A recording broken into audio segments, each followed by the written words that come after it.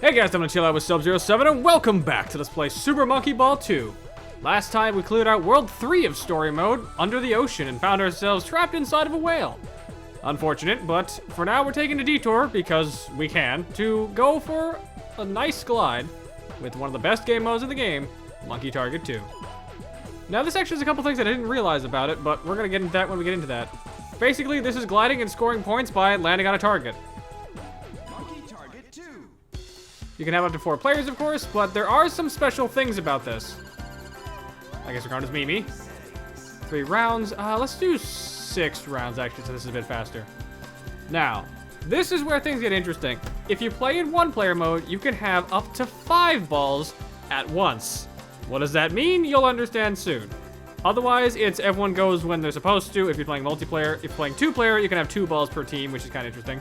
Items are on, which they can be pretty fun to use. And let's get going.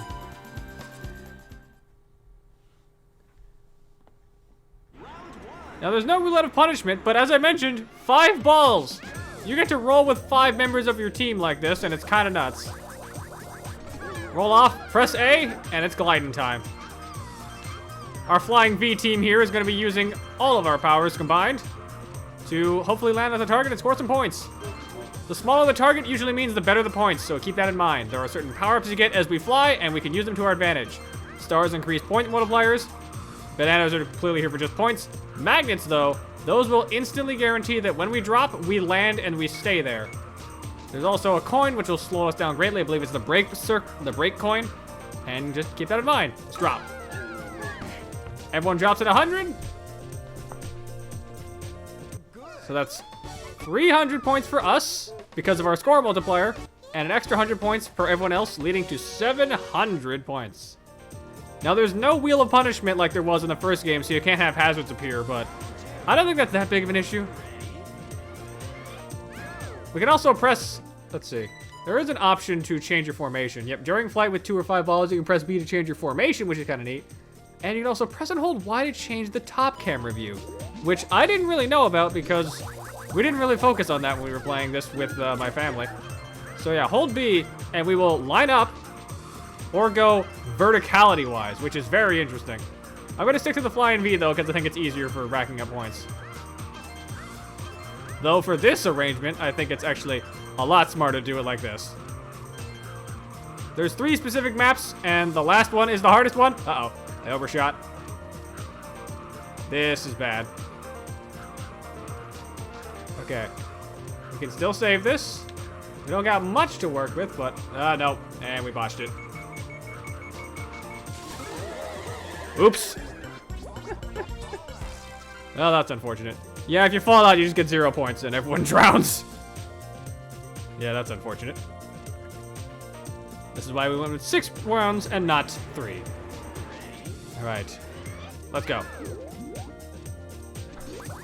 But yeah, this is actually a really fun mode, especially if you got friends to play with, because it's surprisingly challenging landing on these dang targets. Even if you get your power-ups, you can really screw yourself up if you're not careful. Like, Magnet is your best friend if you can reach it, but otherwise you gotta really work your ass off with some of these power-ups. And yeah, you do get an overhead view if you hold Y, which is quite nice. Very helpful if you're trying to line something up for a good drop. Let's grab that magnet. Just barely. Okay, we're gonna try and line this up. This is gonna be risky, but I think this will pay off. No, it won't. Damn it. I've never been particularly good at this game, I should mention. But it also does help that I'm working with the Flying V, which I'm not familiar with. But yeah, there's only 3 maps, unfortunately. But plenty of fun if you got a lot of friends to play with at the same time, so not that big of an issue.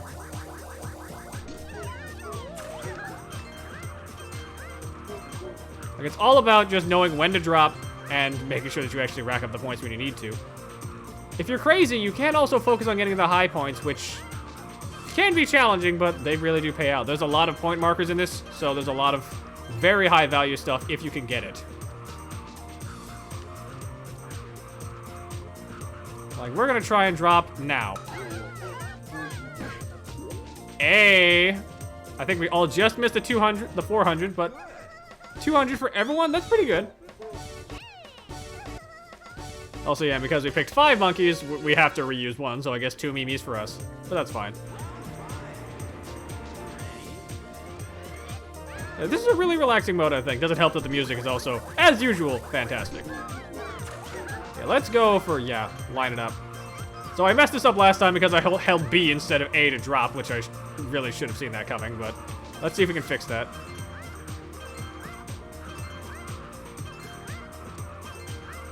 We don't necessarily need Magnet Ball, but it could be helpful. So we're gonna go for the Break Coin instead.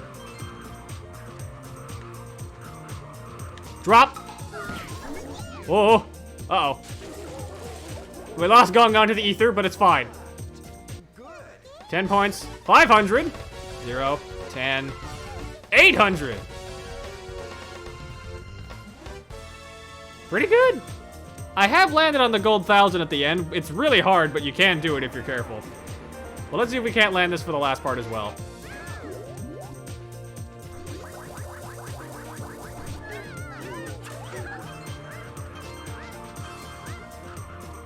All right, let's line this up, get some score multipliers going, get some extra bananas as well for good luck.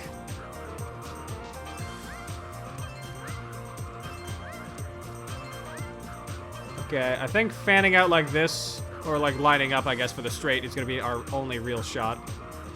I'm going to try and line us up by taking a slight turn. This is going to be a long shot. Ah, shoot, we all ran into each other. Ah. Yeah, that's a 5-person fallout. Darn. Oh well. Yeah, you can't do 5-player with a bunch of friends, but it's still really fun to mess around with this stuff. Even if I'm pretty bad at this. Like, I tend to gravitate towards race and fight more than this, or I guess pool as well, which we'll see later, but this is still a great time, as usual. Plus, we still ranked in, because I'm fairly certain that's the best score I've gotten in this game. Nice work, Mimi. Yes, it is. I should have known better.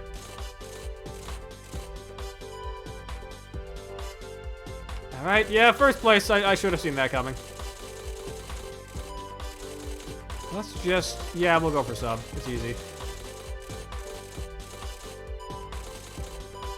And there we go.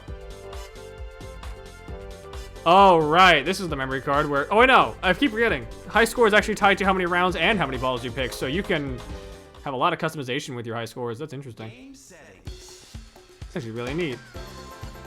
Now, you can turn off items if you want, but why would you do that? The items are actually a really neat twist on this. And yeah, it's just a fun game mode overall. But that'll do it for Monkey Target 2, unfortunately. There's still plenty of other minigames to choose from, though, which we'll be seeing shortly. But I think the important thing is that next time, on Let's Play Super Monkey Ball 2, we're going back to story mode. And the most feared area in the game. Inside a whale. Till next time, ice out.